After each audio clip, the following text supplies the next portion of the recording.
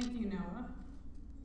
Welcome to the 5th annual This I Believe community event featuring 31 of our talented students. I have had the pleasure of attending this event every year, and I always walk away in awe.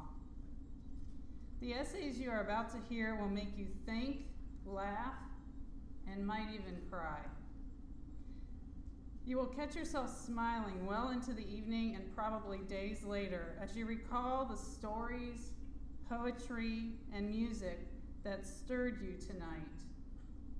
Delphi Community High School is proud to showcase these very special students.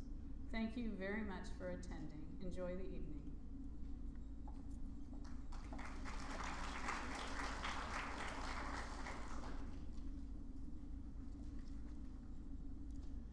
Thank you to Noah Red Elk for the introductory music and to Mrs. Circle for the welcome address. Good evening, everyone. I am Nathan Abramchek, a senior at Delphi Community High School. It is my honor to introduce you to tonight's keynote speaker, esteemed alumnus, Dr. Levi Smith. Dr. Smith is a member of the DCHS class of 2007. He was raised in Camden, where he spent his time at the local park and on his bicycle crisscrossing the town delivering the Ferris Tribune. While in high school, he competed in diving, pole vaulting, soccer, and the academic Super Bowl. Following graduation, Dr. Smith moved to Indianapolis to attend Butler University as a pre-pharmacy student and 21st century scholar. While at Butler, he was introduced to research in the laboratory of Professor Alexander Erskine, where he engineered yeast strains for the discovery of novel anti-cancer drugs. Dr. Smith's interest in research led him to pilot a dual degree program in Butler's College of Pharmacy and Health Sciences, and in 2013 graduated with a doctoral degree in pharmacy and a master's degree in pharmaceutical sciences. Following his passion for investigating the molecular causes of diseases, Dr. Smith pursued his PhD at Yale University, where his research focused on developing new medicines for the treatment of Alzheimer's disease. He received his PhD in 2019 and subsequently joined Halla Therapeutics as a senior research scientist, where he works towards the discovery and development of medicines that will save lives of patients all over the world. Due to work out of state and uncertainties revolving around the pandemic, Dr. Smith previously recorded his keynote address. Ladies and gentlemen, Dr. Levi Smith.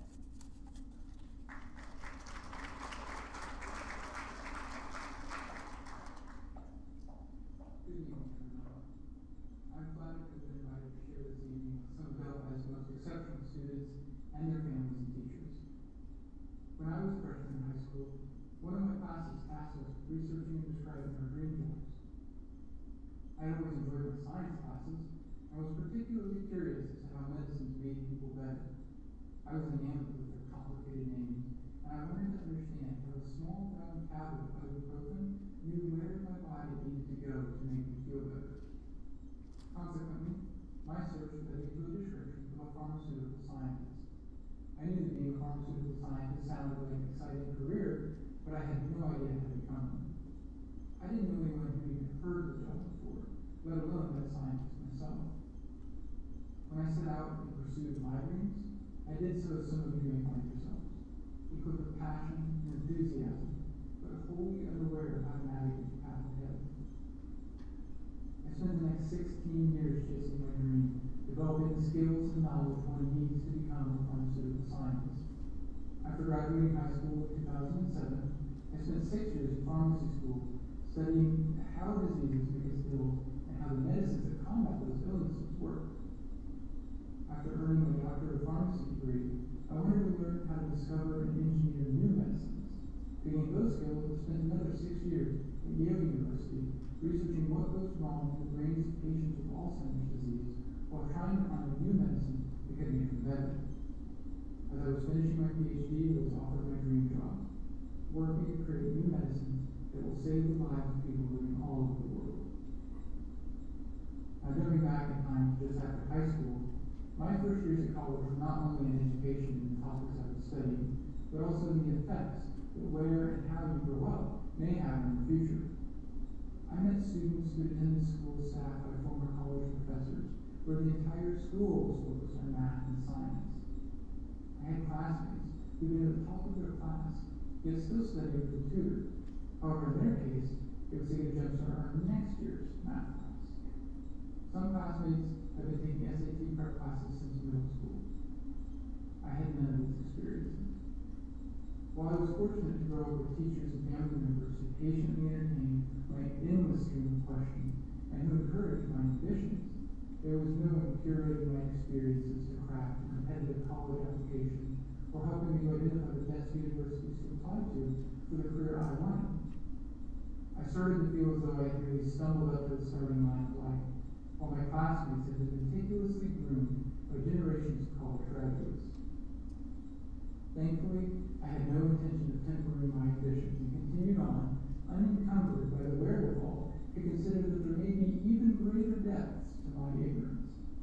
Even more fortunately, I soon began meeting the mentors who would shape my future. It would be hard for me to overstate the impact that mentors have had on many aspects of my life. I've always sought the advice of people who've reached the milestones I placed ahead of myself, who better to guide their endeavors than someone who has followed the same path and can offer the clarity of hindsight. My initial apprehensions to ask people for their time and my concerns of being a nuisance were quickly dashed by the surprising enthusiasm and warmth of those who made time for me. I did not fully understand why people were so selfless in this regard until I was on the receiving end of those requests. When you share a passion with someone, be it personal or professional, they're excited to explore that commonality. When I get emails from students saying they think discovering new medicine sounds like an exciting career, and when I ask them questions about becoming a scientist, I happily make time for those conversations, and I genuinely hope I can help them discover their own passion. There are many people eager to foster your potential and enthusiasm, but it is up to you to find them. In my experiences, I've come to understand that for some, opportunities are presented, while for others, they must be pursued. I've also learned that when you pursue a dream with relentless passion, your path is lit with fiery determination that will see you through obstacles and will draw in mentors who know the path that lies beyond the light of your own flame. When you find your passion in life, the pursuits that make your life feel full, when you commit yourself to chasing those dreams without exception, anything is possible. My passions follow the path that involved many years of college. While college is an excellent environment to discover the interests and pursuits that capture your attention and ambition, some students may pursue endeavors better suited by experiences outside of a college or university. I promise you that the same principles to success and fulfillment will apply. Pursue what captures your attention and seek out the wisdom of those whose achievements you hope to emulate. And when you have the good fortune to realize your dreams, I encourage you to take a moment and reflect on the paths and people who made it possible, and to honor their contributions to your successes by finding ways to make the path clearer for those who come after you. Thank you so much for sharing this evening with me, and congratulations to those students featured this evening. I wish I could be there to hear your message in person.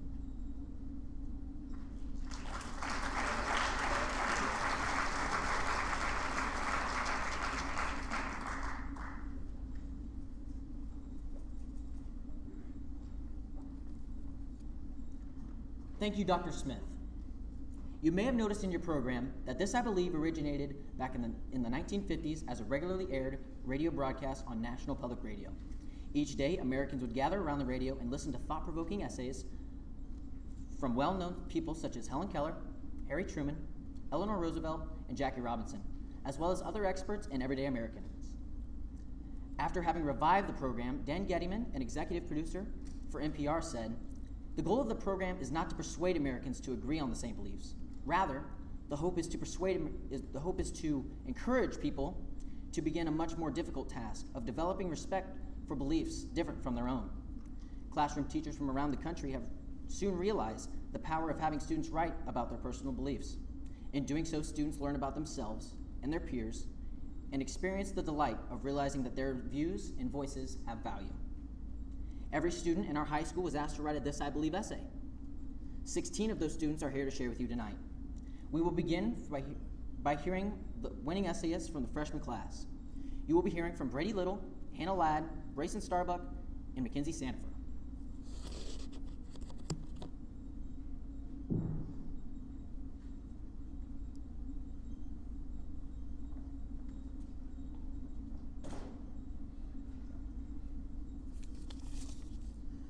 The river. The river may seem fun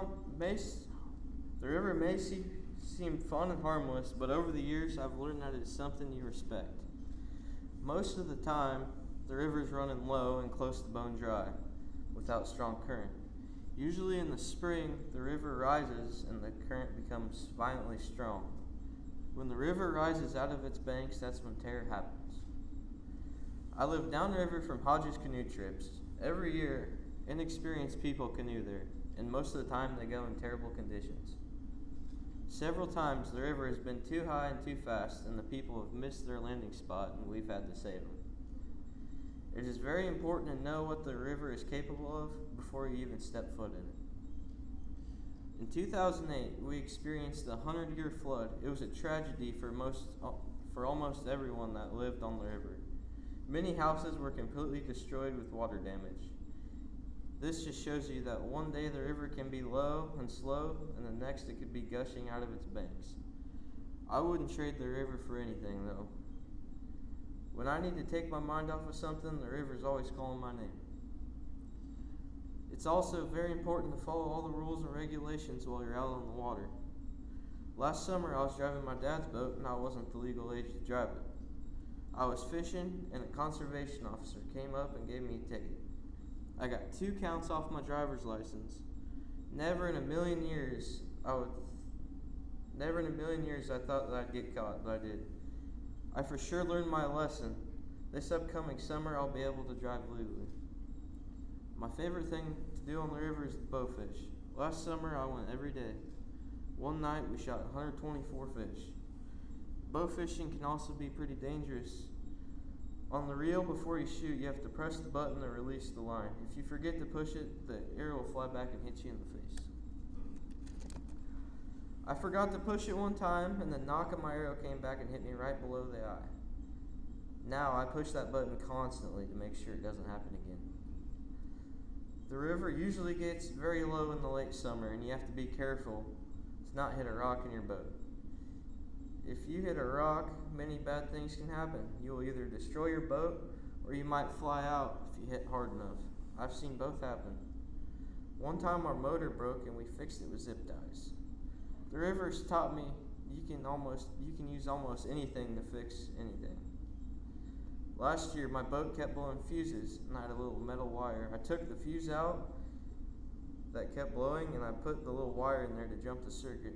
Sure enough, it worked, and it got me home. Even though the river can be dangerous and unpredictable, and even though the river has its own rules that can make you learn to be resourceful, and it's also beautiful. The river has overall taught me plenty of life lessons. It has made me the person I am today. I'm very thankful that I got to grow up in such an amazing place. The Tippecanoe River will always be my home.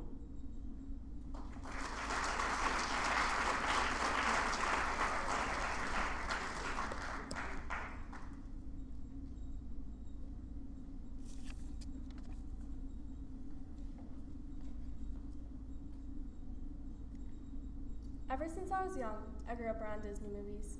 Every day at preschool during nap time, my teacher would always play them during that time. I remember just staring up in awe as I watched Sleeping Beauty, Snow White, and Cinderella playing on the screen while my friends fell fast asleep.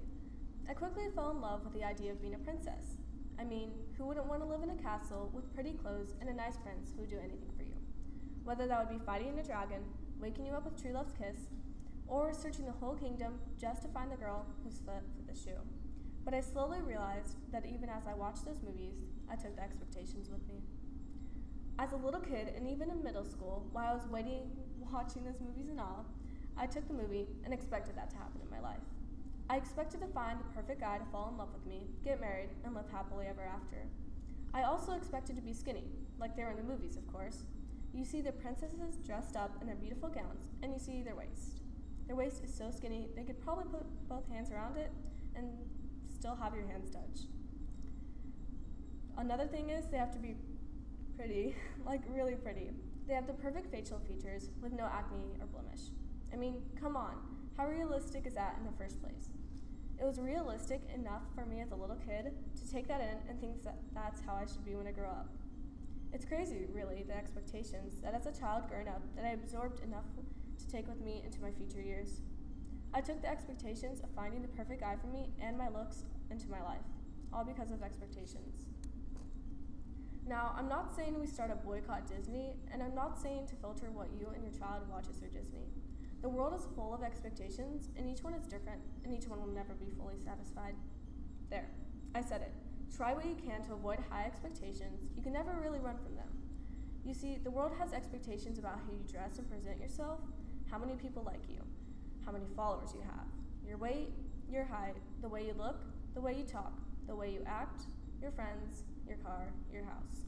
The world is so revolved around pleasing others and setting high expectations for yourself that we really forget what's going on. I read a quote a while back, and it said, "No one is thinking about you as much as you're thinking about yourself." I know, that sounds a little offensive, but it really means every mistake you make, every blemish or imperfection you think people won't notice, they probably won't. Humans as a whole are way too focused on themselves that it's hard for us to notice when someone messes up or has an imperfection. Imperfections are beautiful, and the expectations the world has these days are just plain crazy. Between the way you look, to if you get a viral video on TikTok, when we set up these high expectations for ourselves in the world, we are setting up ourselves for a little bit of failure. For some people I know, and me included, setting ourselves up to find that Prince Charming just let us down even more when we snap back from the altered reality into the real world. There are many different ways that you can take this. You may think that I believe true happiness is not based on your self-image, that I believe in not setting high expectations, that I don't base my self-worth not on the world, or that I believe we should all just form a large group and storm Disney demanding a change. But for me personally, I believe in not having my expectations be the world's expectations.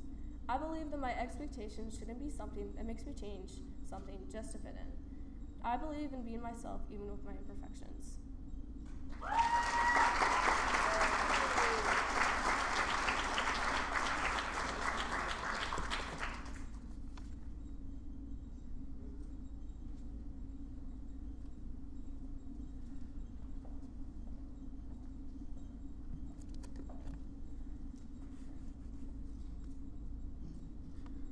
Life is a gift.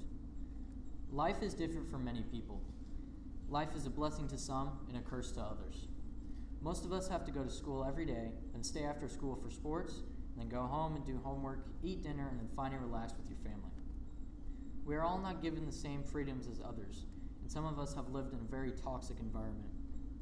Many kids, including myself at one point, had to worry about their safety.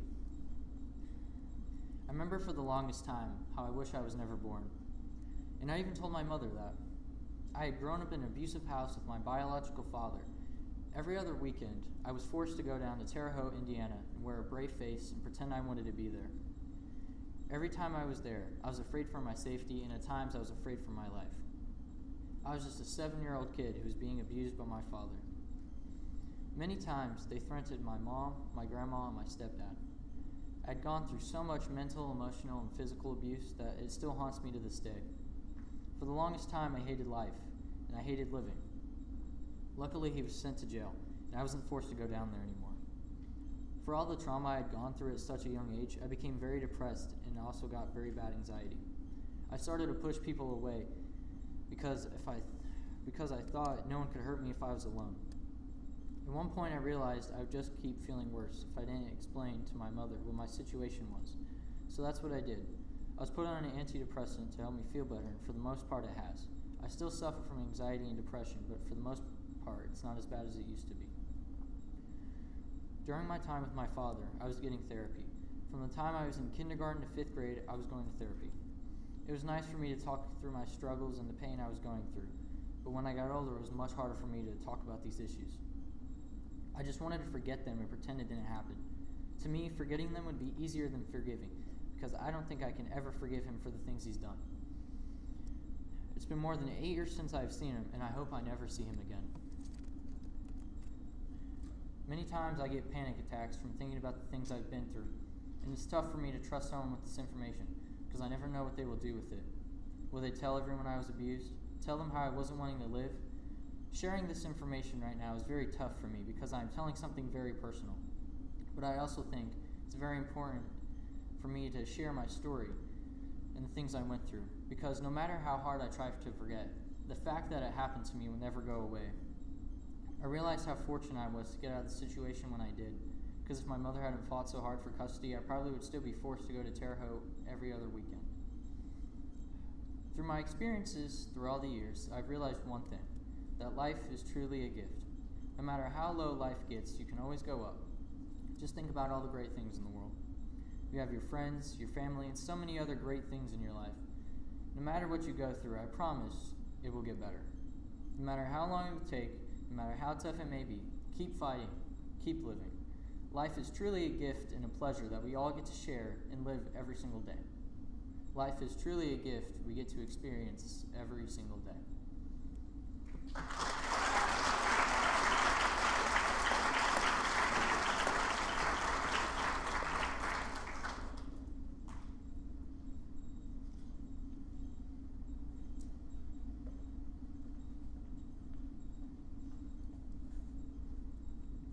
Love who you are. Do you remember when we were kids? We had no care in the world whatsoever. Most of us wore what our parents had picked out for us. We either had our hair down or maybe mom did it for us. We played with who we wanted and did the things we wanted. We just didn't care. But then we get into middle school and soon enough high school, and it's all about, should I wear this or maybe this?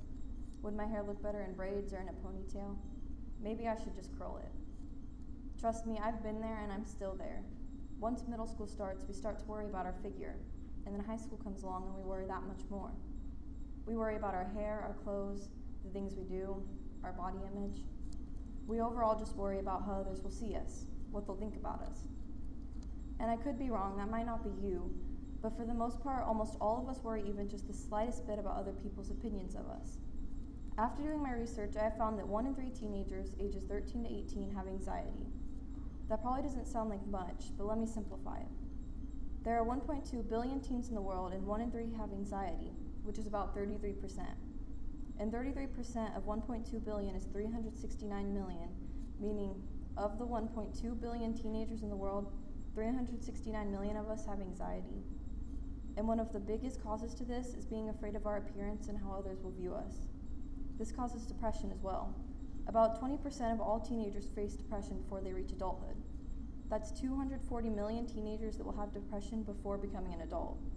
That's too many kids. And not to mention, every 100 seconds, a teenager commits suicide.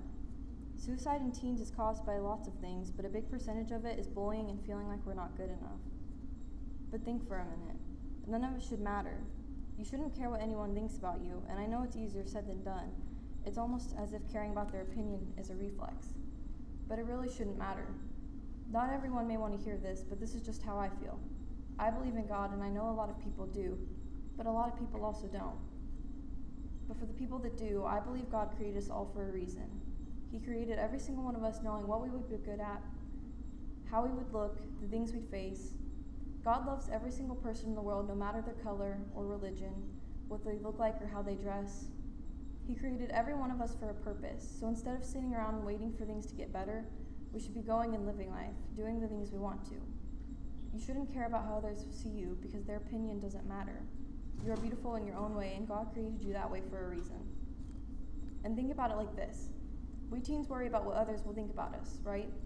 So say you're afraid of what your best friend thinks about you. You're scared that they think you're ugly or annoying and that they hate you. But that's the thing. They aren't thinking about that. They're worrying about the same thing. They're worried about you thinking they're ugly and annoying and that you hate them. It's a never-ending chain.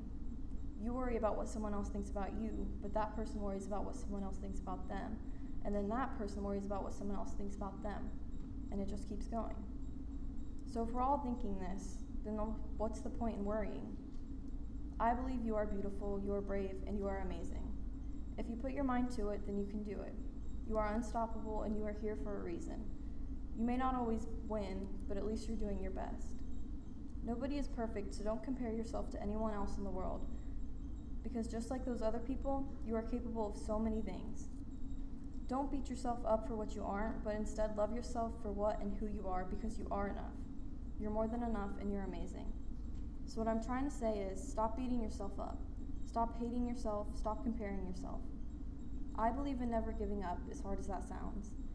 I believe that everyone was made for a reason, and I believe in exhibiting confidence. Nobody should live in fear, so stop being afraid all the time. Be proud of who you are, accept it, and move on with life. Learn to love yourself. Being a teenager is hard, and life is going to get harder, but you won't be a teenager forever. Some things in life get easier, so never give up and always be yourself.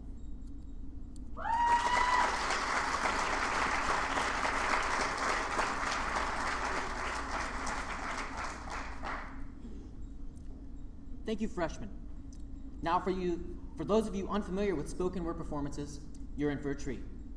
I introduce you to 3 former members of Mr. Merchkevich's advanced speech class who will be performing a collaborative piece of their own creation titled Hands. Please welcome seniors Jessica Palin, Hannah Sharinian, and Caitlin Sharinian.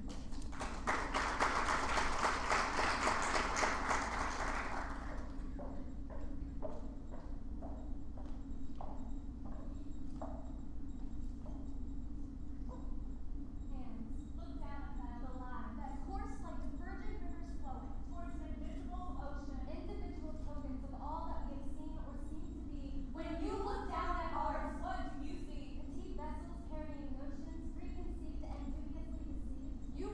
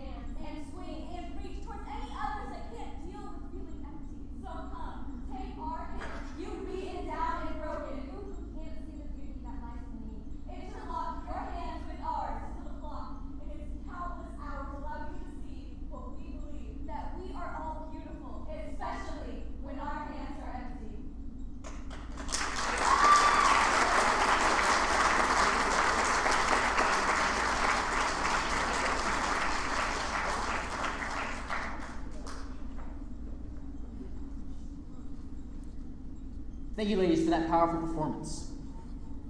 Next, we will hear from the sophomore essayists, Ella Hudson, Ella Abbott, Emma Mendoza, and Vivian Cox.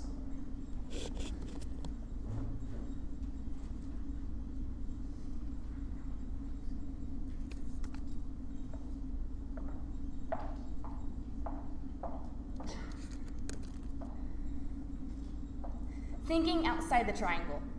Great things never came from comfort zones. My parents have apparently taken this quote to heart because they're always helping us do our best by pushing my siblings and I out of our comfort zones. My parents do this by giving us $10 challenges. Most of you probably haven't heard this before, so I'll do my best to try to explain it. You can basically challenge anyone to do anything incredibly weird and debatably stupid as long as you give them $10 afterwards.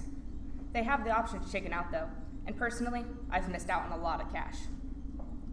According to my mom, $10 challenges bring her much pleasure and joy and is well worth the cost of admittance.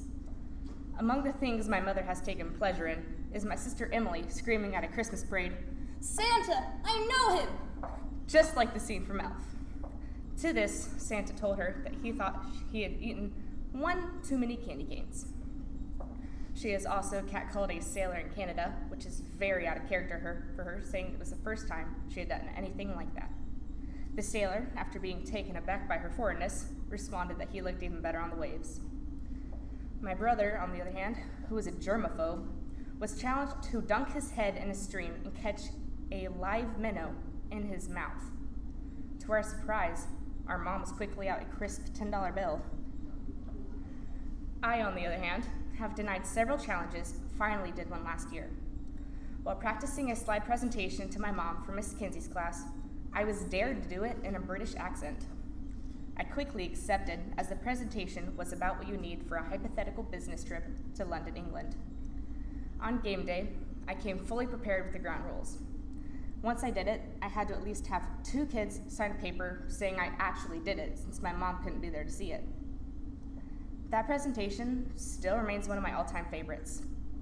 I had so much fun doing it, and it was priceless watching my classmates' reactions as they realized just what I was doing. Miss Kinsey was surprisingly okay with it, and loved my presentation, and the fact that throughout my presentation, I used the British words that I taught them at the beginning of my slides. Returning home, I pridefully gave my mom the sticky note that had the required signatures on it.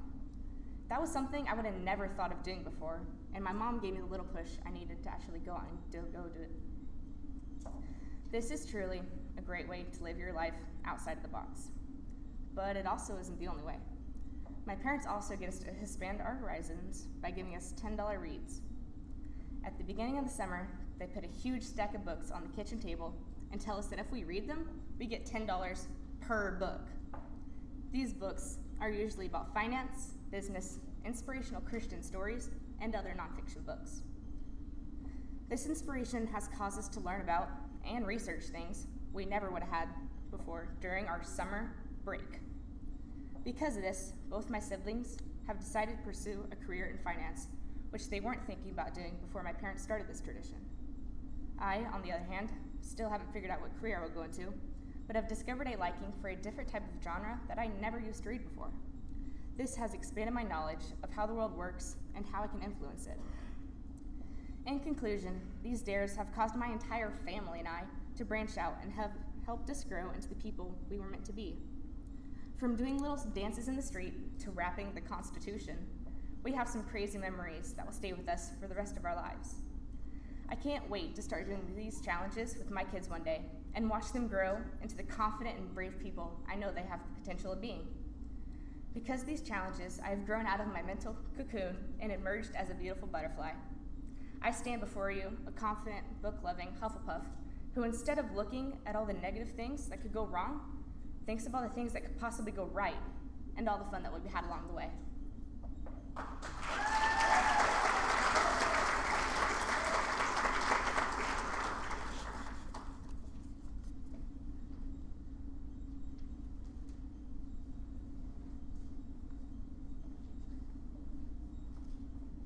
Thrift someone's story. If you know me, you would know I am a thrifting enthusiast. Whenever a secondhand store is within a 20-mile radius of where I am, you can guarantee that I will be there. Many people my age question why I like it. My own dad even asked why I don't just go to American Eagle or Tilly's to get all of my clothing items. Don't get me wrong, I have my fair share of name brand things, but I don't get the satisfaction of knowing that those jeans or that shirt doesn't have a story. My favorite thrifting experience was a couple of weeks ago when my sister and I went to one of our favorite thrift stores. It is a tiny shop on one of the side streets in Monticello. We walked in and were immediately wafted with the musty air of the vintage thrift shop. My motto is, if it was not worn by someone who is 75 years old or more, I don't want it. But my sister walked over to the crew necks and we were swiping through all of those when a certain shirt caught my eye. It was a vintage sapphire crew neck with an assortment of patches covering the front and the back. It immediately grasped my attention, but then I looked a bit closer. Each patch had a symbol that represented a milestone in their life. One patch represented that the previous owner graduated college. The one right next to it showed that they had moved to a new city. The one behind that said that they had been sober for a year. This sweatshirt was their journal. It was their story. That is the beauty of thrifting. Everything you lay your hand on has a background. You never know what you're going to get or discover. One of the main reasons I love these stores is because in a way I can relate to these clothes. People see me and only get a physical perspective of who they think I am. What they don't know is I have played volleyball for 4 years. I have an older brother and sister. I want to be a book publisher and move to New York City. My parents were divorced when I was younger. What I'm getting at is that people who own these clothes before me had a past. They had hopes and had dreams. Everyone has a story. I believe that people's stories should be shared. Even if it is not direct, everyone deserves to be appreciated and understood. It is very powerful in representing others. Some people will never understand what it is like to go through tough hardships in their life. By no means am I putting this lifestyle below any others. It just happens to show that certain people do not know what it is like to need your story to be shared. Coming from a person who has had hardships and stepping stones in their life, I realize the importance of understanding what others have been through. My main point is, whenever you get the chance, go to a thrift store, choose a person whose story needs a little bit of telling, and after you wear it, put a twist on its tail.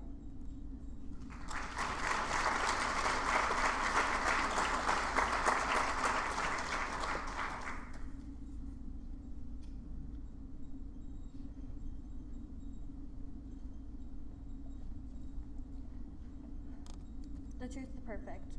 I think about all the things we could be if we were never told our bodies were not built for them. Just months ago, I read those words from the book The Poet X by Elizabeth Acevedo. I reread them over and over again, letting the words sink in, realizing the truth beneath them. From an early age, I was taught to love yourself just as God loves you, and for a while I did. I would walk around, confidence bursting through, wearing dresses made of blankets, claiming to be a princess, the fairest of them all. However, it turned out, those dresses were just blankets, and those words were just words. Soon enough, the confidence I had would begin to drain, and I would start comparing myself to anyone in sight. I looked at the way the other girls had long, straight hair, and then suddenly, I wanted it too. I saw that everyone else had thick, pretty eyelashes, so I thought, I must have them as well. I started waking up early to put on my older sister's mascara to be like the pretty girls. My mom started to notice I was wearing her makeup and get upset, saying that I was too young. I remember one night in particular, I was getting ready for bed when she stopped me and asked, "Why do you think wearing makeup is the only way to be pretty?" At the time, it seemed like such a stupid and absurd question. Wasn't it obvious? I thought the only way to ever be fully okay with myself was to look like everyone else. Over the years, it seemed the more makeup I put on, the more flaws I'd find. Your nose too big, eyes too small, legs too scrawny. It seemed I'd never be content, constantly trying to cover up any flaw. Eventually, though, the flaws weren't just on the outside. I started to dislike everything about myself. My beliefs, personality, voice, anything you name, I would find a flaw in. Over time, I fell into a place where all I wanted was to be somebody different, to escape that body that failed me in so many ways. I looked around me and started to change myself to be somebody else. Sometimes I would look in the mirror and barely even recognize the person staring back. That little girl that once believed she was a princess and the most beautiful in the land was long gone, almost as if she had never been there at all. I wished and wished if only I could change myself and be anyone else. It's summer before my sophomore year and I'm sitting on the cliffs watching the sun and the water below me. It's a particularly good morning. I'm thinking about the past year. It's a blurry of many different friends, drama, and tears. I think about all the times I said the words. Would it be weird? Would I look ugly? Would somebody judge me? I sigh and think, if I can just find the one thing that needs changing, I can be okay again. I go over a mental picture of my face and body and think about all my flaws. I just needed to change one. I get so frustrated trying to find the thing that needs changing that I don't notice the tears falling in my lap. I lay back and let them fall until there are no more. I wish I could change, but I pause and think. I wish I could just stop wishing. I think if only the flaws I saw were the ones that were destroying me. Self-doubt, the wanting, most of all, comparing myself to other people. I wish I could say from that day on I was perfect and felt no self-doubt, but it wouldn't be true. Every day I'm faced with fear of not being who everyone expects me to be. Only now I know you can be whoever you want as long as it's truly who you want to believe. I believe the only way you can ever be okay is being okay with yourself.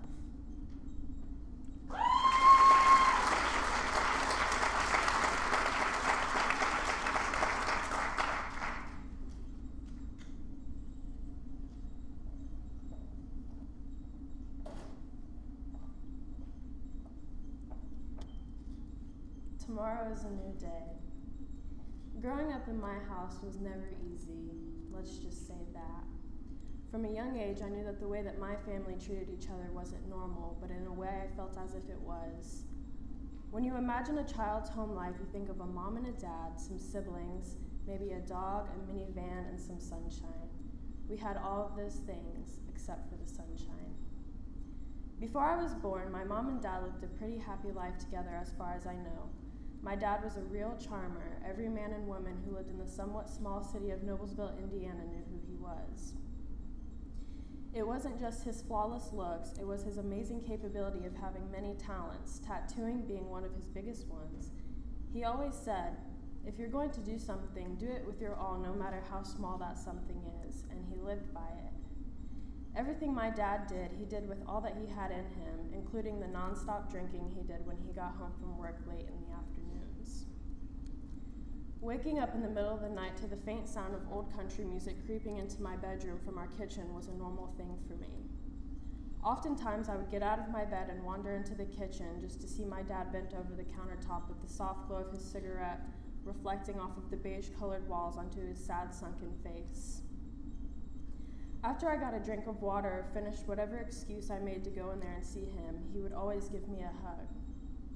He would smell faintly of liquor as he wrapped his giant arms around my fragile shoulders.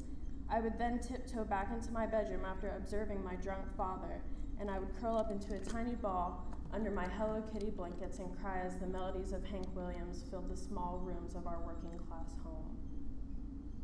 As we moved from county to county, my mom and dad started to drift apart. I noticed the changes in their daily behaviors and moods as the months passed. They would argue frequently, especially at night when my dad started to drink.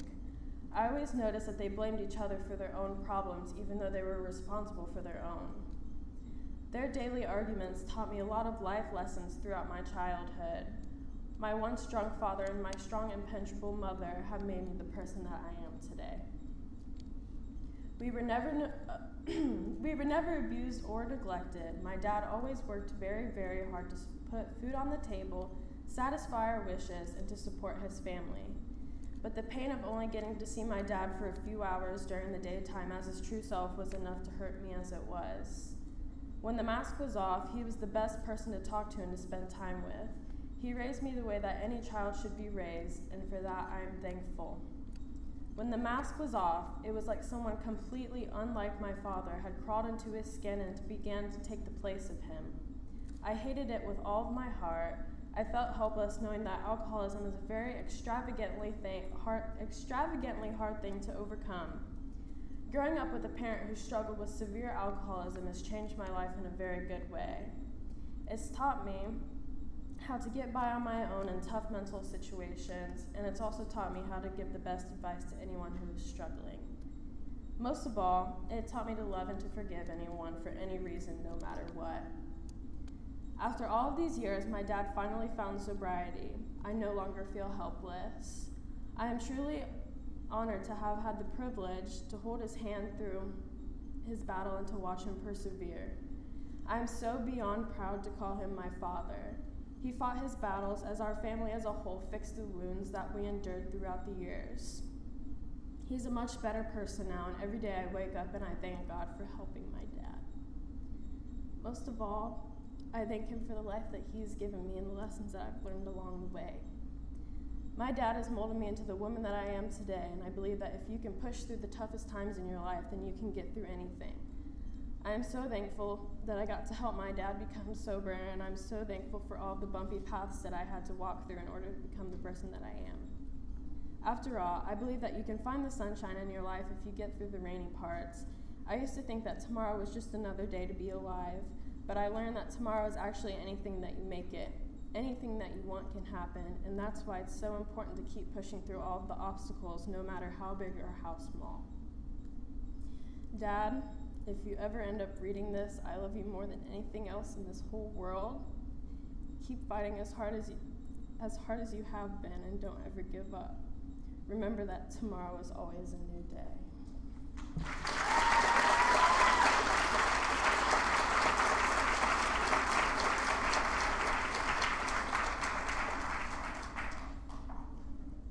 Thank you, sophomores.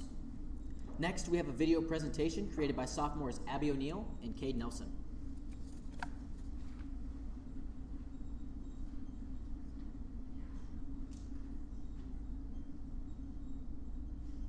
Is being okay with yourself? I believe that nature isn't something you take for granted. I believe that life's difficulties teach us to persevere. This, I believe, started 5 years ago at an English department meeting on the first day of school. We were brainstorming ways to showcase our students' work.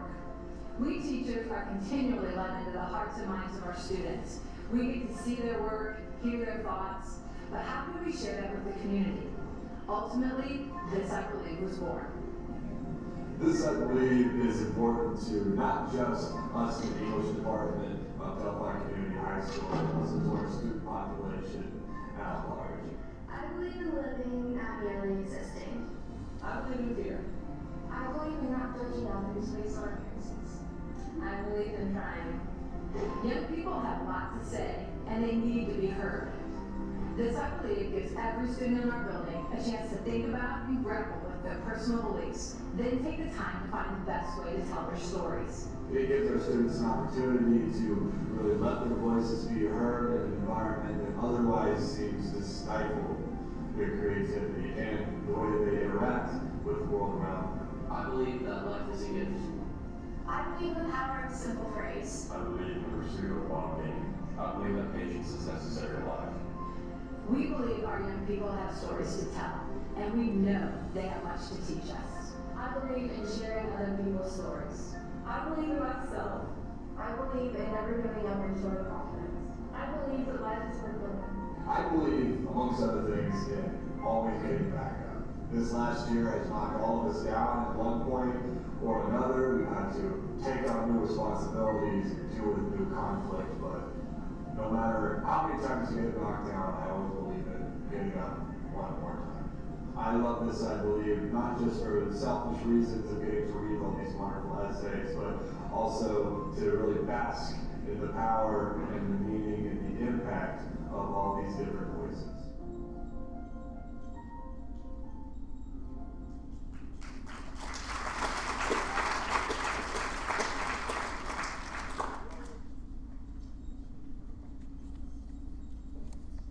Cade and Abby, thank you, and please stand.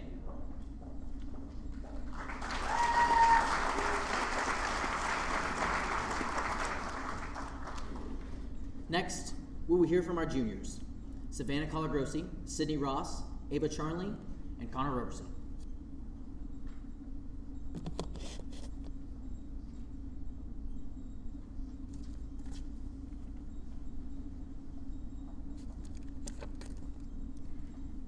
We the cryptids, Mothman, the scary red-eyed terror, wings black as coal, a bad omen to all, causing disasters like a bridge falling with many casualties.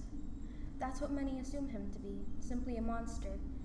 But that might not be the case. He might just be minding his own business, or even trying to help the world. For all we know, Mothman could be the nicest creature, enjoying art, wanting friends, making presents to send to old ladies in a nursing home. Just because he might look scary doesn't mean that's his true nature. The same thing can be applied to everyone. Every person on Earth is their own cryptid, mysterious and unexplained. You can never know someone's personality based on appearances. Like Mothman, someone could look mean and threatening, dressed all in black, covered in chains with dark makeup, but in reality, they're the most considerate, kind person you'll ever meet. Because I have dyed hair, people assume that I'm weird, trying to be quirky. Some might even say I'm sinful, or that I'm a rebellious teenager who hates their parents. They make fun of me for it. Little do they know, I simply like the colors and I'm not afraid to express myself.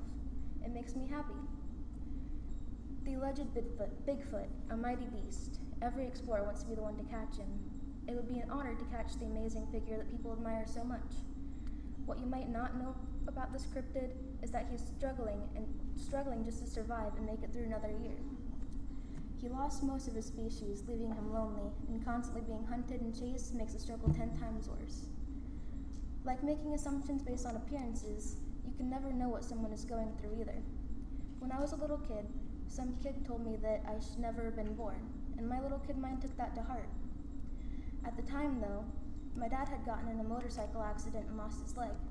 He was in a hospital bed in the living room, and Mom was taking care of everything in the house while having a full-time job. Don't assume everything about people based on a glance, and always be mindful of the things that you don't know about. That person you just bullied could have lost a family member, or you could have just made fun of the one thing about someone's appearance that makes them truly happy. Everyone is a cryptid in their own way, an unidentified creature going through life. Treat everyone with respect and kindness, and don't be so quick to judge.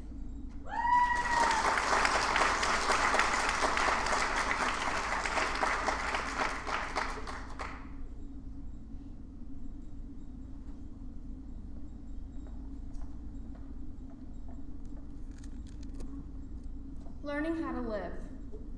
I believe in cheesy and overused inspirational quotes from the 2016 Pinterest trending page. Sayings such as live, laugh, love, or listen to your heart have been drilled into our minds since I can remember. That, however, does not make them any less true, and let me explain why. I've been thinking a lot, I must admit, about death, a pretty gruesome thing for a 17-year-old girl to have running through her mind almost constantly. I get so worked up most nights, so much so that I'm plastered to my bed, staring at my popcorn ceiling, contemplating my entire existence. Some people say, what you don't know won't hurt you, but I find that incredibly hard to believe. What I don't know terrifies me. What I don't know is what keeps me up at night, and it's getting closer every day. I'd like to think I have a while before it comes, but still. Truthfully, nobody actually knows what happens when we die. Do I go to heaven or hell like the Bible tells us? Do I get reincarnated as a worm because of all of the horrible life decisions I've already made in these 17 short years? Or do I just vanish, the only thing left of me being a body with no soul, no personality, no anything? See? Terrifying. That thought rattles through my brain at just about any second, consuming me. However, I'm trying to find a solution to fix my existential crisis, and I think I'm getting pretty close. I need to answer the age-old question, what is the meaning of life? Daunting, I know. People have been asking this for probably since they could comprehend that we were living, breathing humans. I'm pretty sure you're wondering how I, a teenager, am going to find the answer, but I think it's been right under our noses the entire time. Live, laugh, love. Incredibly cringeworthy at first, but hear me out. To live. A pretty simple concept when you first hear it, but I personally believe this is the hardest one. To live, to truly live, we all need to try to look past all of the scary what-ifs. Those two words are often the reason for our failures or failures to even try. So what if I get hurt in the process of doing something I've been striving for my entire life? The experience itself is worth it to me. To live is to have experience. Without experience, we live and die for nothing. I want to live an exciting, adventure-filled, eventful life. I do not want to fear what comes next or fear what will not. Whether you're religious or not, I think we can all agree that life is a gift. We may be minuscule specks flying through an infinite universe on a tiny floating rock, but there has to be a reason for that. Why not make the best of it? Why not try everything at least once, no matter the consequence? To laugh. My favorite of the infamous trilogy. Laughing is my favorite pastime. Every single time that I've laughed so hard I peed myself is one of my favorite memories.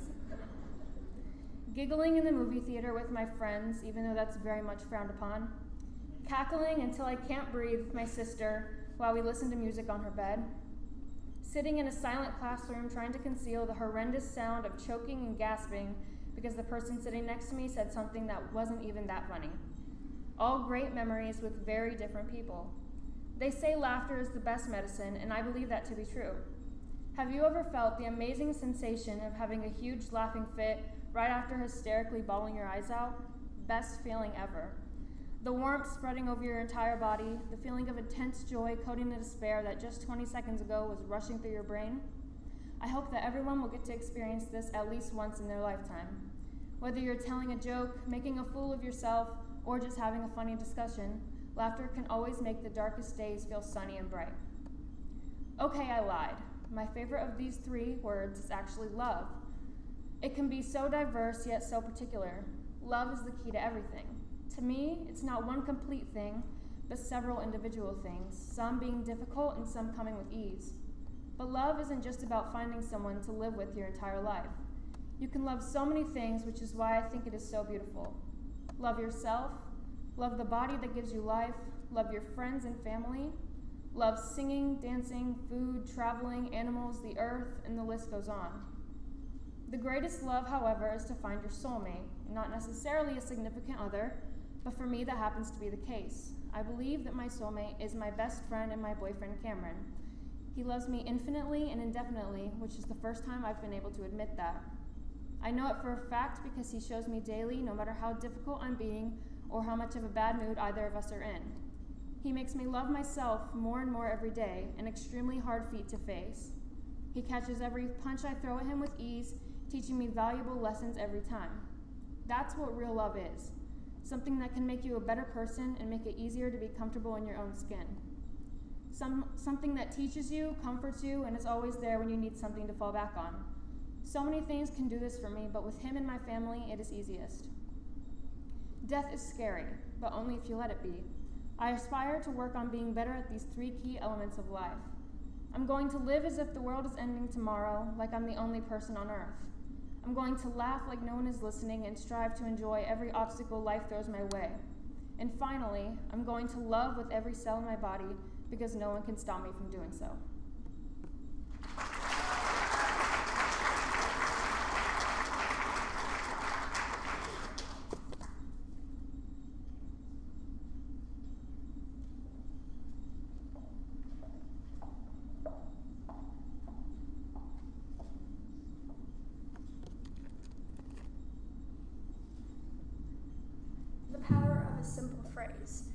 I believe in the power of a simple phrase. It can be the simplest of phrases, such as thank you or you're welcome, to phrases in our lives that have deeper meanings like blood is thicker than water. But taken to heart, these simple phrases can have a large impact on our lives. We all forget how much power these phrases can have when we internalize their meanings. I know I sure did. But 10 little words strung out in a row changed my concept of family, love, and happiness. 10 words gave me a father. 10 words changed the meaning of the world around me. A young girl sat with great anticipation by the phone. Any buzz from that phone made her jump with excitement. Today was her 13th birthday.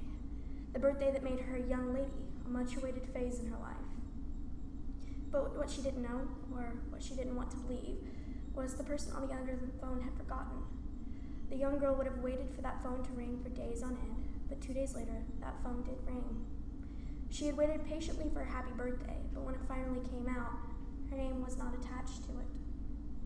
My name was never attached to it, and I never got an apology. This was not the first time this had happened, and sadly it would not be the last. I still waited by that phone, always wondering and waiting, hoping against all hope that one day that phone would ring just for me. While I was in the middle of my healing process, my mother was on her way to recovering. She had fallen in love again, and I had gotten a new role model in my life. I never thought much about it. He was just there. He existed in my life. I never acknowledged it, never placed much value in his words. However, I spent the next 3 years getting advice on life from him. He drove me to work, kept me company when I needed it, and was always there to hear my problems. Although during those years my mother still saw a void growing in me, a void that consumed me, pained me, and eventually owned me. The void was only growing as my desire for a family grew past the bounds of wanting affection to becoming someone that required it to survive. So one night my mom made a split-second decision. The phone was going to ring for the first time in 3 years, and this time it was just for me.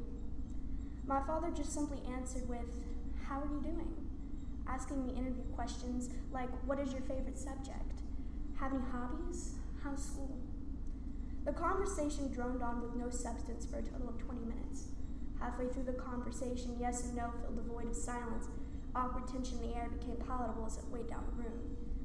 I knew then that calling him Dad was a distant and foolish dream. He was the man I cried for on nights when the phone never rang. He was the man that caused me immeasurable pain when his actions made it apparent that he no longer wanted me. Here he was talking to me with no connection or love in his voice. Incredibly, towards the end of the conversation, he just talked about himself. After the realization, I promptly hung up the phone, no longer wishing for him to be the father I so desperately thought I needed. I already had one. I handed the phone back to my mom and gave the man that truly loved me unconditionally a long-awaited hug and thank you. From that moment on, I finally understood family. Family is not people that are close relatives to you. Family are not the people. Family is not your blood. Family are the people that love you unconditionally. While he embraced me, he asked, "Do you understand now?" At my confused look, he explained, "Blood is thicker than water, but love is thicker than blood." I let that phrase internalize, and for the first time I understood its meaning. I left the ideals of a child behind to find the young woman that I am now. I left the man I thought was my father for the one who had already played the role. A simple phrase has changed my life, and I never wait till their phone to ring anymore because I know what family means to me.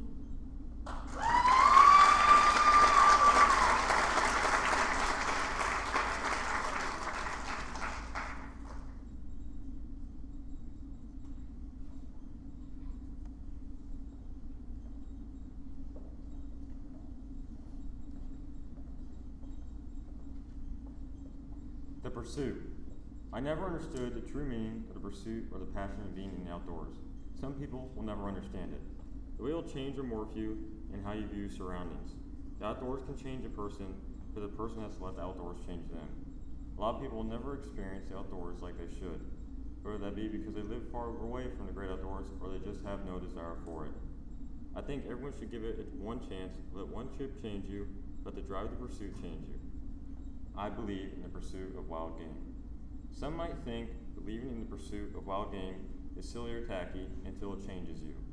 When I was younger, I never cared about hunting and fishing. I thought it was a waste of time. I thought sitting in a tree stand in the middle of November after a wild animal was the dumbest thing you could do. I thought waking up at 5 a.m. to travel to a lake 2 hours away was completely irrational until I did it. You'll never understand the feeling of sitting in the dark until daybreak and hearing the whole forest wake up around you.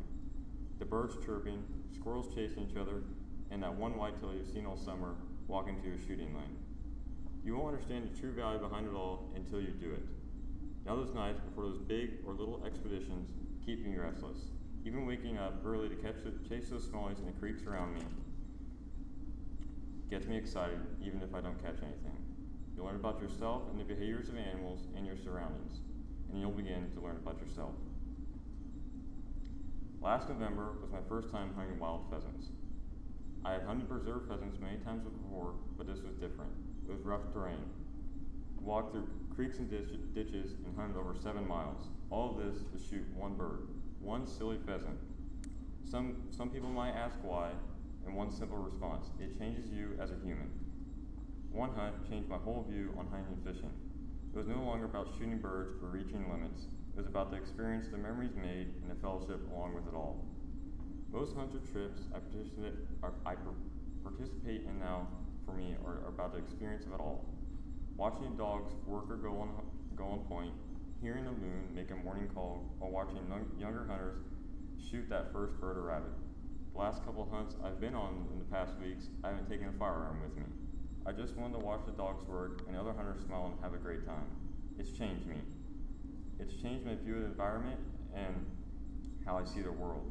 I've cared more about the wilderness and nature more than I ever had before. I've realized how much we've done to destroy it, and how my generation is the last hope to fix it. A lot of my classmates that hunt or fish don't look at it like I do. They have no respect for the pursuit of wild game.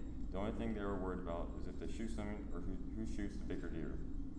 That's not the point. The point of it all is to find yourself, all those worries go away, focus on yourself, and become one with nature. Everyone should experience one good hunting or fishing trip and should get to find themselves. They should understand the meaning behind it all, why God created Earth the way He did. Let it all change you. Let it change your thoughts and feelings. Let it morph you into a better person, and never stop the pursuit of it, no matter what people say.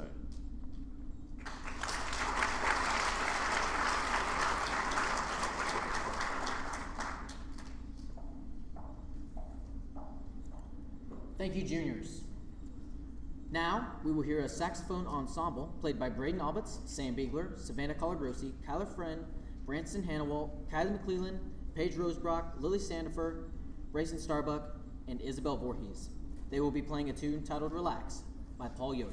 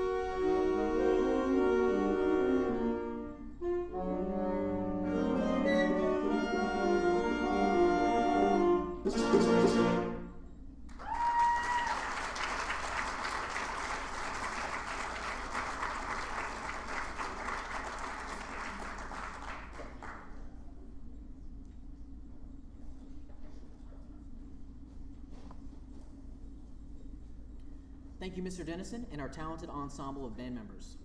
Finally, we will be hearing from our senior essayists, Clayton Yates, Erica Gibson, Megan Kelly, and Aniana Cepeda.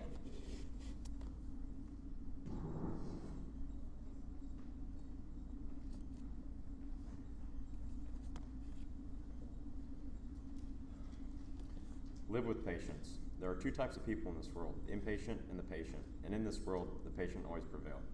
I truly believe that patience is one, if not the most important thing that I have learned to have in my short time here on this earth, even if I still have a lot of room for improvement.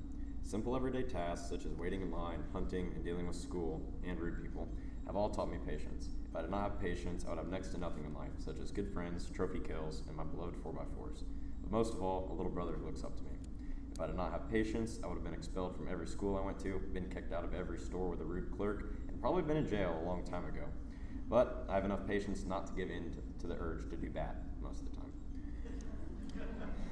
It's easy to see how important patience is when doing pretty much anything in life, from doing my everyday jobs to driving down the road. I use patience, and lots of it. If I were to not have and use patience, then my Jeep would not run and my tractor would not move.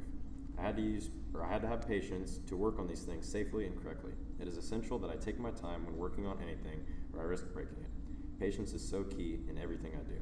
Fishing, hunting, working, you name it. Through all these experiences, I've been able to learn and use patience. My schoolwork would also be greatly affected. While I don't get the best grades, I try to get A's and B's. But if I didn't have patience, I would have gotten into a lot more fights, done no homework, and failed all my classes.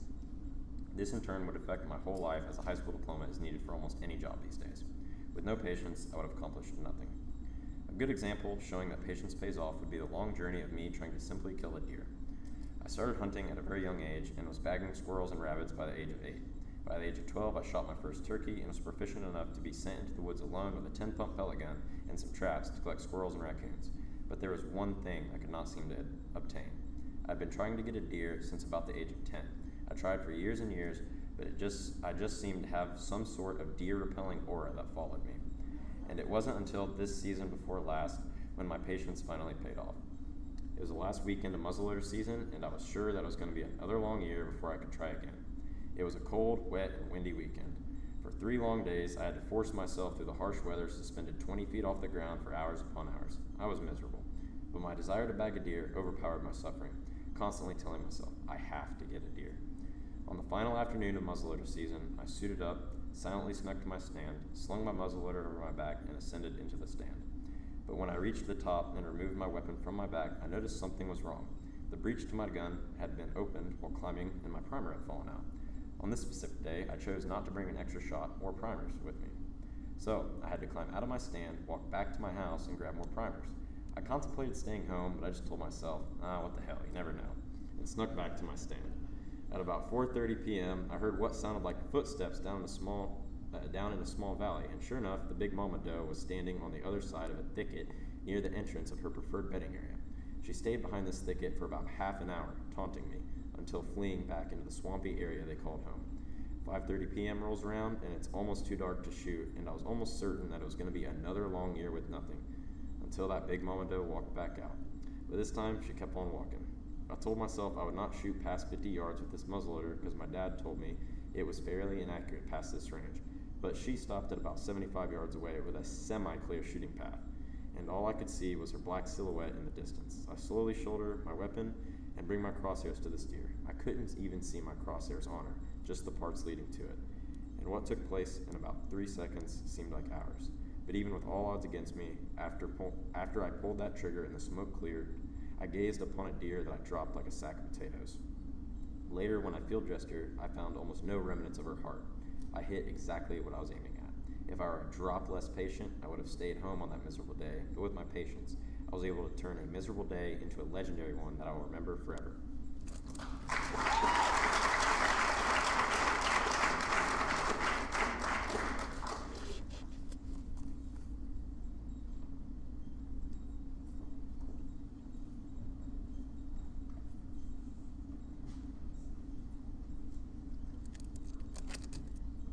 Mother of Purpose. I think about death often, about what happens when you close your eyes and you never get the chance to open them back up. When I do, my mind is boggled and I gain an instant headache trying to think about what it's like to be dead, to not be able to scratch your head in confusion, say one last episode, or make someone laugh at something you said. If I died today, I know my last breath would be accompanied by the movement of the earth still turning on its axis. If I died today, I know that although I can't sing a tune, the music will still play. For I know if I died today, my life will live on through memories only. For many, that's tragic. But merely just existing is worse for me, and I learned a way to avoid it. There's a substantial amount in which I have yet to accomplish. For one, I never chose to put myself first or put my foot down in situations I wasn't comfortable with.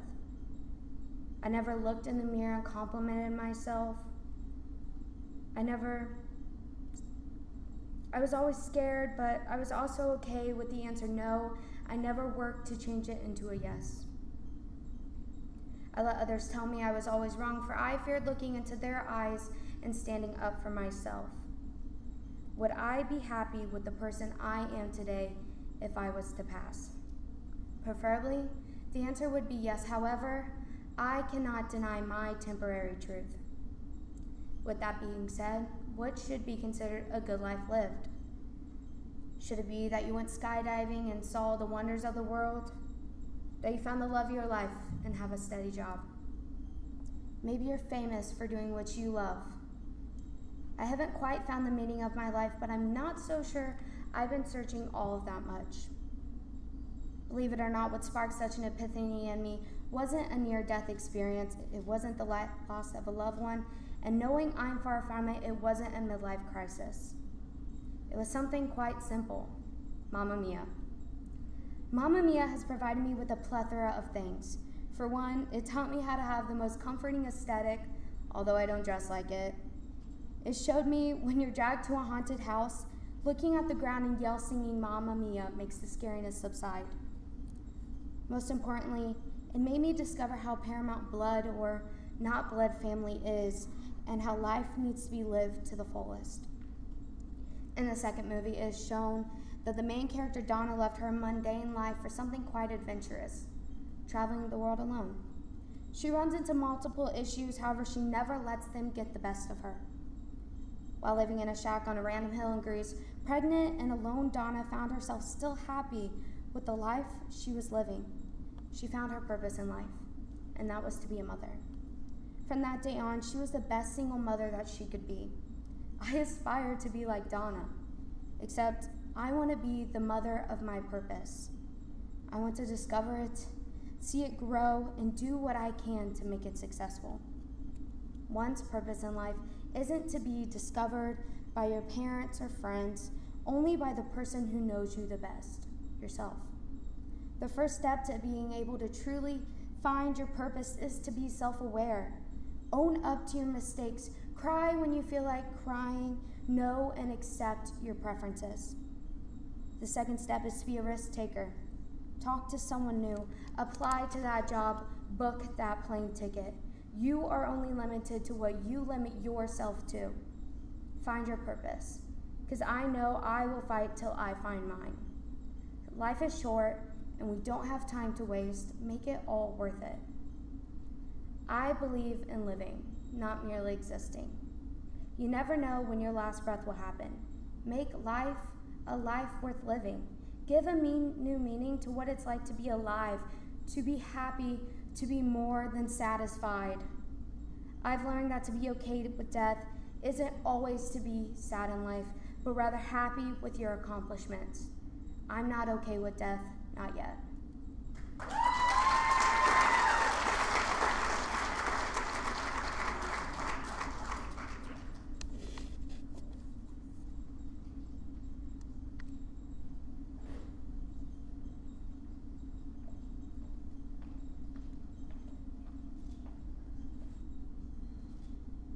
Fear not.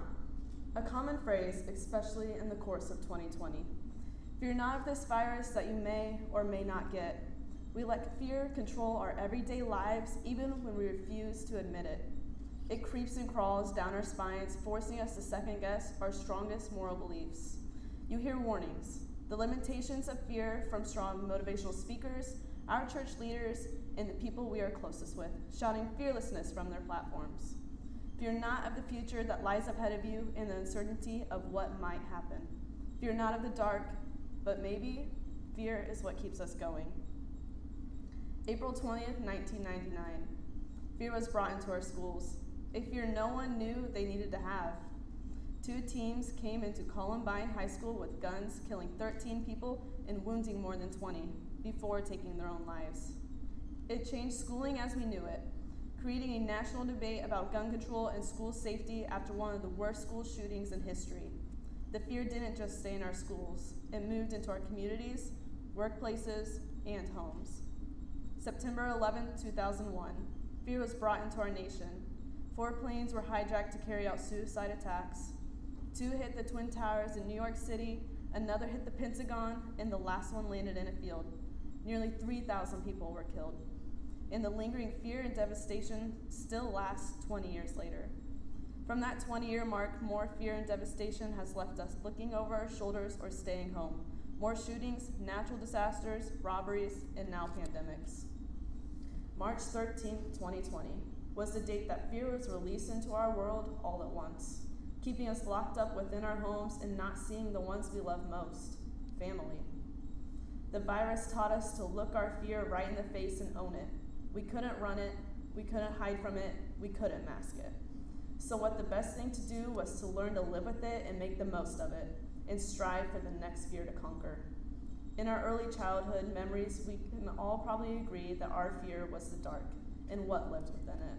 We conquered it by having a nightlight or running to our parents' room in the middle of the night. So as we have grown up, we associate the dark with where our fear lurks.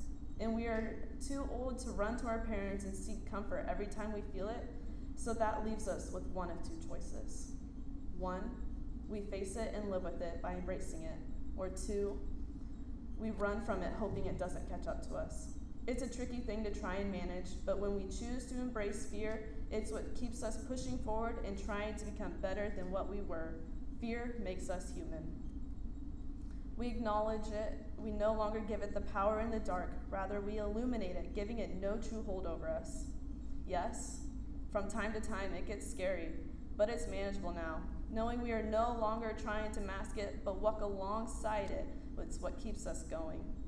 May 29th, 2021, the class of 21 lives will change forever.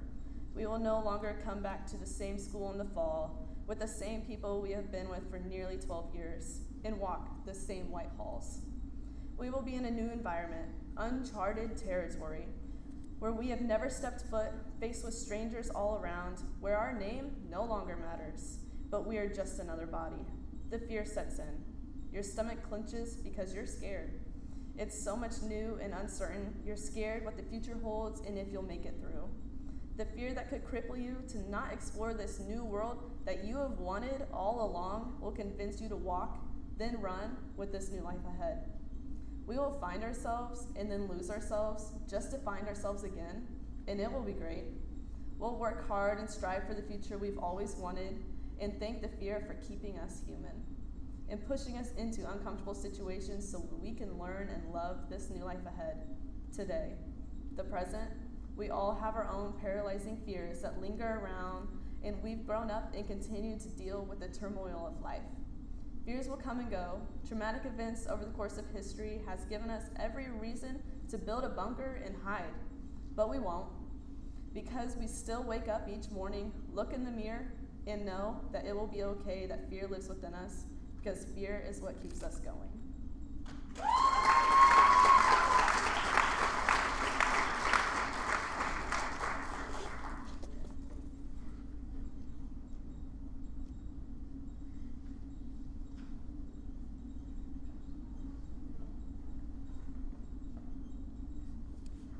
Picnic tables. If there are any truths at all in the universe, then one of them most definitely is that being 17 is the worst. Oh, and senioritis is very much a real thing. I don't know, everything is just so weird now. Granted, teenagers are generally pretty weird, but something about this last year feels different in a way that I can't really explain. Am I the only one who feels like they're doing it wrong? I feel like I was supposed to have something figured out for myself by now, but I don't.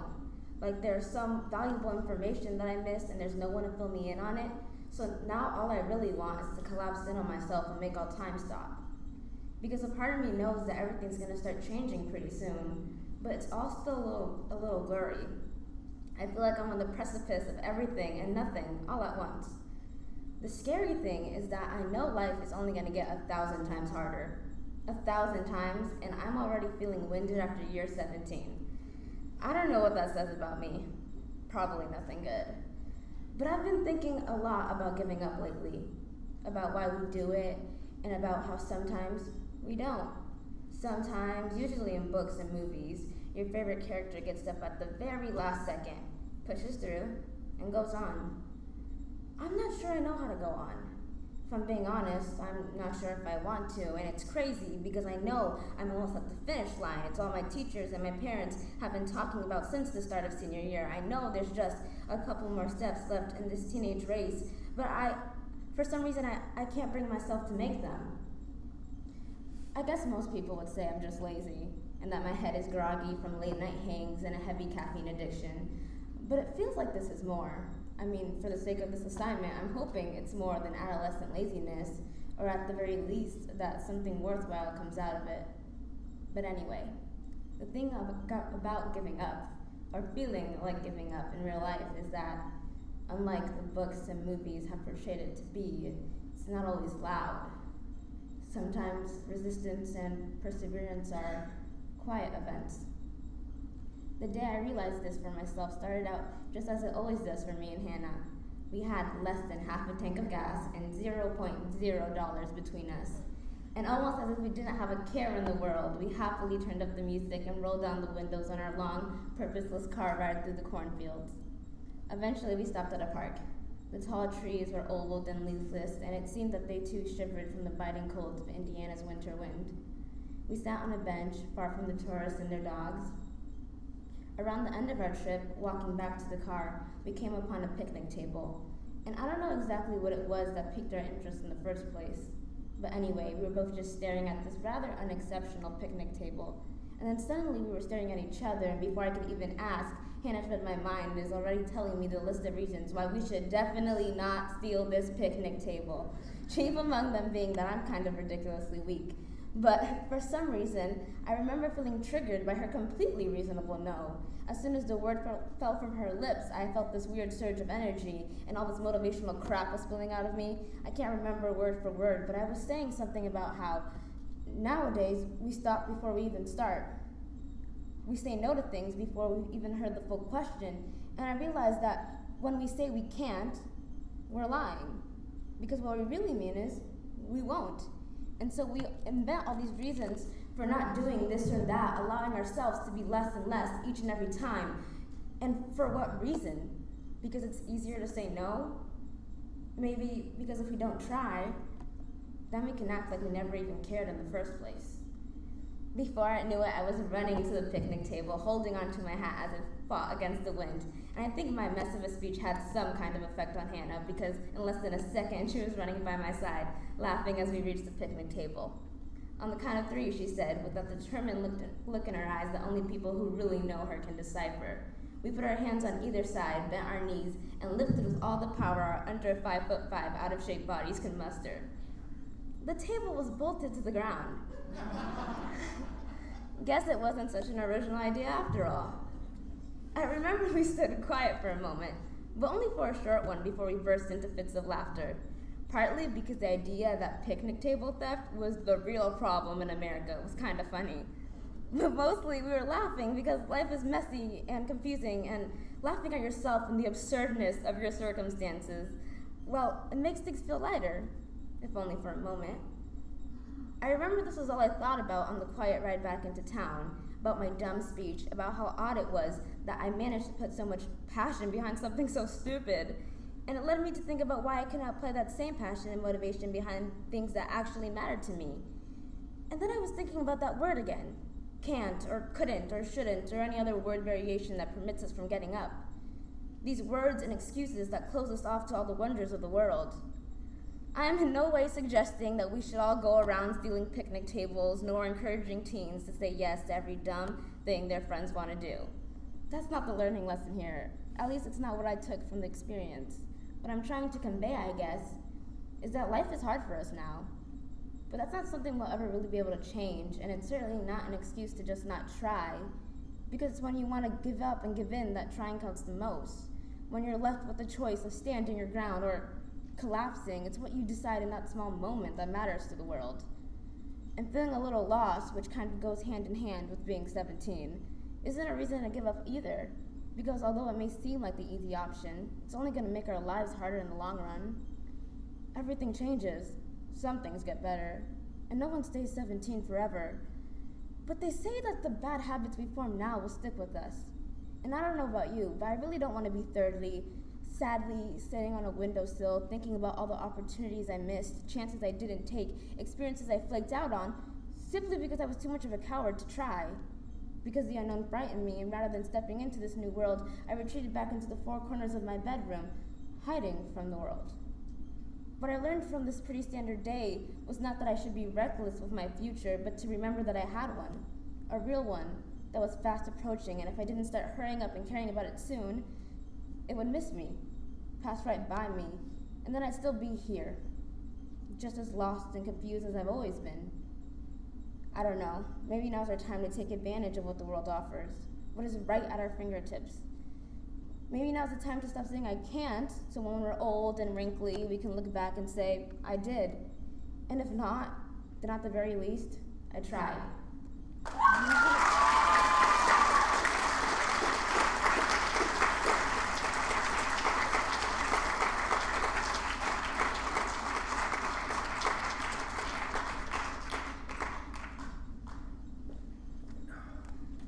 Hello. I am Jacob Richkevich, 11th grade English teacher and speech teacher at Delphi Community High School. I think I can speak for the rest of my colleagues and for the whole of the DCHS tribe when I say that we are so exceptionally proud of these students. And we hope that you have also enjoyed their wisdom, vulnerability, courage, humor, and insight as much as we have. There is nothing quite as powerful as the transparency and meaning of stories, particularly those honestly told, except for perhaps the power of a unified community, of which we have seen a shining example tonight. On behalf of the students and staff, we thank you wholeheartedly for supporting our young people this evening and always. I hope you noticed in your program all of our sponsors for this event. We want to publicly thank the Educational Foundation of Delphi Community Schools for their generous support. We are blessed to be part of a giving community that values its youth. At this time, I would like to recognize a few individuals. Please stand and be recognized when your name is called. I would like to first thank my colleagues in the Delphi Community High School English Department. Our freshman teacher, Shonda Isaacs, sophomore teacher, Olivia Netsley, and senior and dual credit teacher, Donna Kryling. Please give it up for these wonderful women.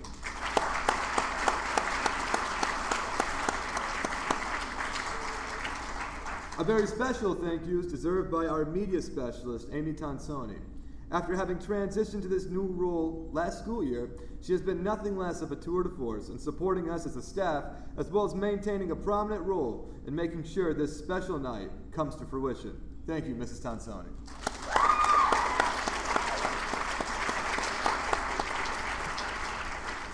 We have some school administrators here as well this evening. Please stand and applaud once more Mrs. Anne-Marie Circle.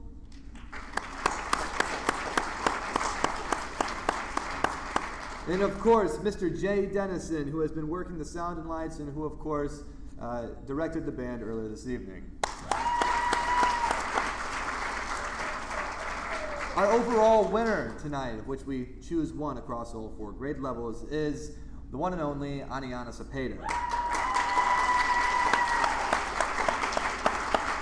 I am happy to announce that on Senior Awards Night this May, Miss Cepeda will be awarded the This I Believe Delphi Educational Foundation Scholarship of $300. Congratulations, Aniana.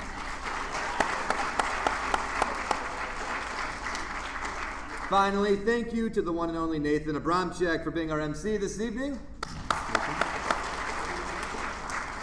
Now, this concludes our program, but we invite you to stay and to celebrate with us and our beautiful students.